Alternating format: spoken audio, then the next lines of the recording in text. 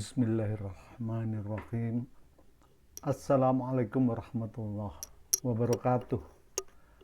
Mari kita lanjutkan pembahasan kita mengenai non-endings. Jadi endings itu adalah ujung dari isim atau kata benda.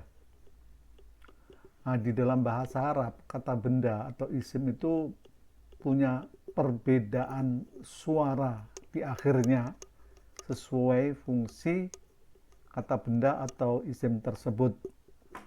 Bisa suara a, i atau u, an, in atau un.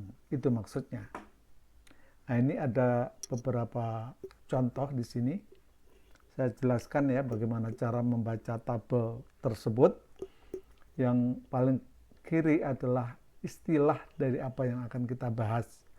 Saya nggak akan mengartikan ini karena kita secara khusus belajar bahasa Arab. Jadi nama Arab dari yang akan kita bahas tersebut adalah yang pertama adalah marfu'.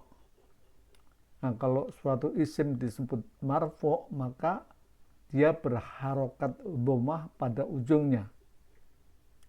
Terus kemudian fungsi di dalam kalimat itu dia sebagai pokok kalimat.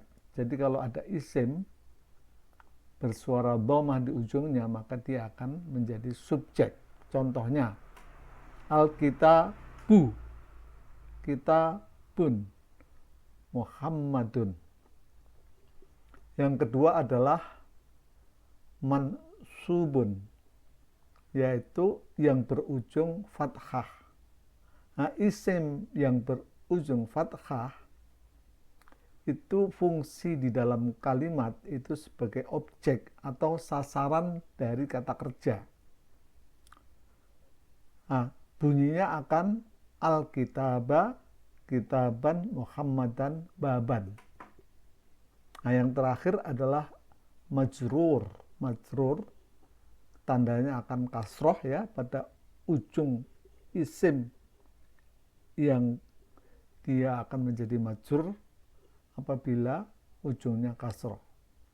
Nah, status dalam kalimat itu bisa sebagai pemilik sesuatu atau dia datang sesudah kata depan. Ini agak susah menjelaskannya, nanti pada saat kita sampai pada contoh akan mudah. Cuman yang perlu kita pahami, dalam posisi majrur, isim itu akan berujung kasroh atau double kasroh. Jadi contohnya al-kitabi, kitabin, muhammadin, babin. Kita lanjutkan.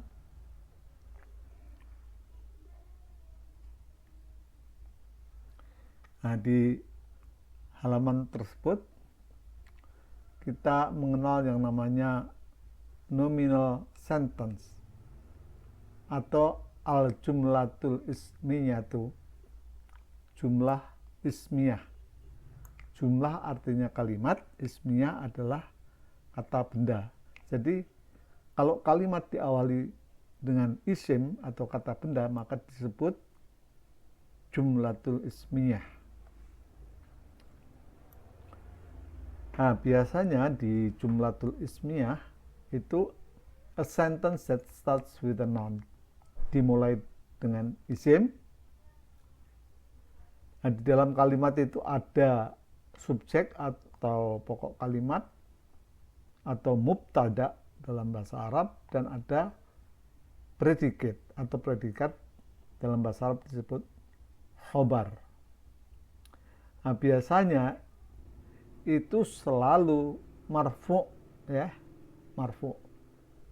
Kemudian predikatnya itu bersifat nominatif, marfu juga.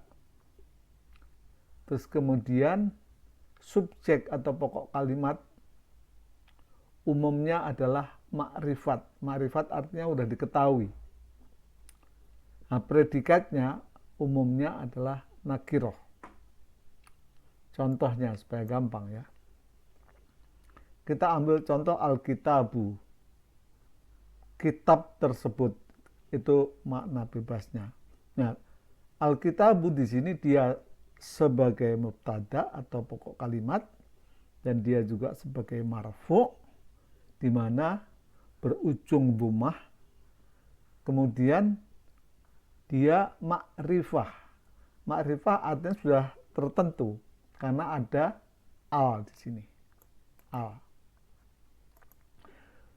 Terus kemudian Alkitabu jadidun. Nah, jadidun itu merupakan khobar di dalam kalimat ini, atau dia kita sebut sebagai predikat.